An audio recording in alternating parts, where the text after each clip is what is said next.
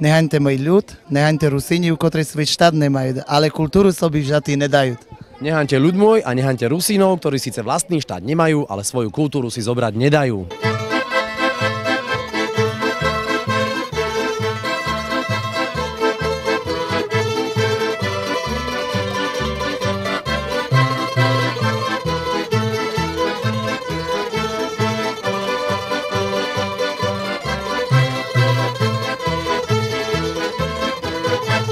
My sa tu všetci rozprávame po rusínsky, v rozhlase nám hlasia po rusínsky máme aj v cerkvi, všade, hej, ale proste ľudia sa nejak k Rusínom hlasia len čiastočne. Proste to je taký proces historický, že vlastne niekedy bola rusínska národnosť zakázaná. Tu v obci je veľmi silná tradícia folklórna. Máme tu celý systém výchovy detí od mladosti až po tú dospelosť, ako sa vychovajú vo folklóre. Grécko-katolíci to sú pravoslávni, ktorí sa vrátili naspäť do tej katolicity. Národ rusínsky, ale potom aj ukrajinský, aj ruský, tak ďalej je spevavý a vlastne to, čo cítil v srdci, preniesol do toho spevu. Rusíni obzvlášť si vybudovali vzťah k cirkvi a cerkov a Rusíny to je v jedno. Hej, to sa nedá rozdeliť.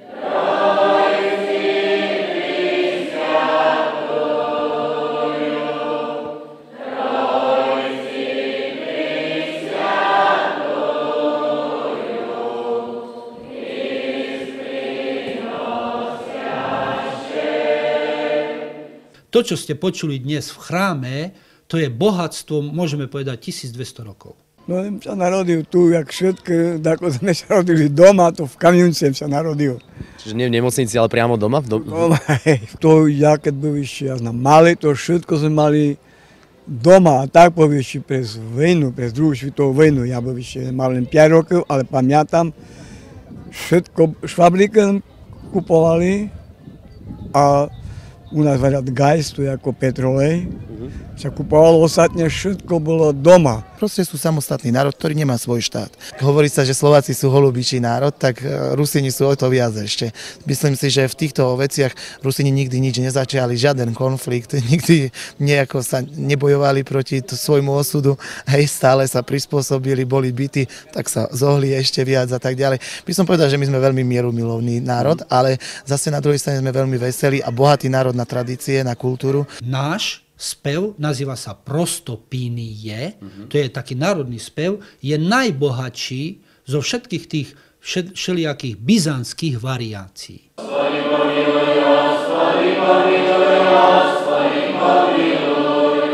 Rusíni nikdy nespievali žiaden jednohlas, ale stále trojhlas. A vychádza to práve z toho vlastne obradu nášho východného, že v cerkvách sa nespieva žiadne s orgánom a žiadne jednohlasné, ale vlastne v cerkvi sa spieva viac hlasne. Aj tu v obyčajných ľudových pesničkách sa spieva viac hlas a všetko to je prebrané vlastne z toho obradu z tej cerkvi.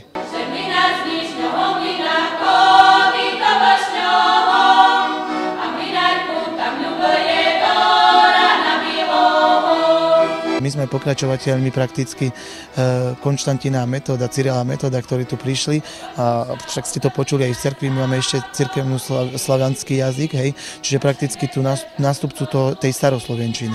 Čiže to ste počuli, Oče náš, že je si na nebesích a tak ďalej. Tieto veci, to všetko vlastne pochádza odtiaľto. Zelenými bodkami sú vyznačené rusínske dediny. Je to Karpatská oblasť. Všade, kde sú tie zelené bodky, žijú Rusíni a to je ich vlast. Nebudu ja slúchal prca svojho, len prídu za hlasom srdečka svojho. Budu muži zdaleka, to daň si klid oblikný, ale tebe prídu sa mož prosiť. Budu muži zdaleka, to daň si klid oblikný, ale tebe prídu sa mož prosiť. To je veľký poklad pre Rusínov, nazýva sa to Tetra Evangelium, a čiže evangelista Matúš, Marek, Lukáš a Ján napísali evangelia a tieto evangelia sú v rusínskom literárnom spisovnom jazyku, v jazyku, ktorý bol na Slovensku kodifikovaný rusínsky jazyk bol kodifikovaný v roku 1995.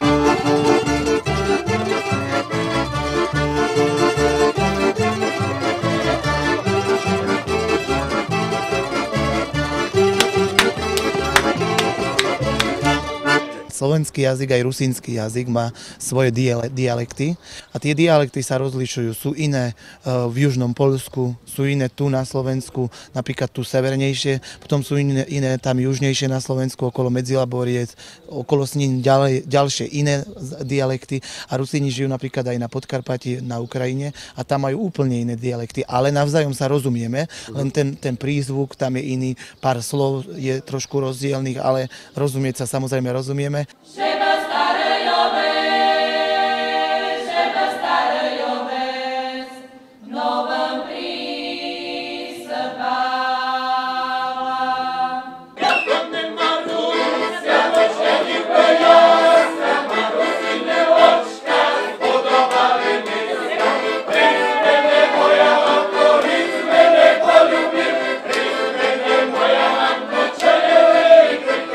Keď prídeme napríklad do Srbska, do Vojvodiny, tam žije tiež silná enklava Rusínov a oni rozprávajú, oni boli vysťahovaní zo Zemplína a na Zemplíne niekedy boli všetci Rusíni.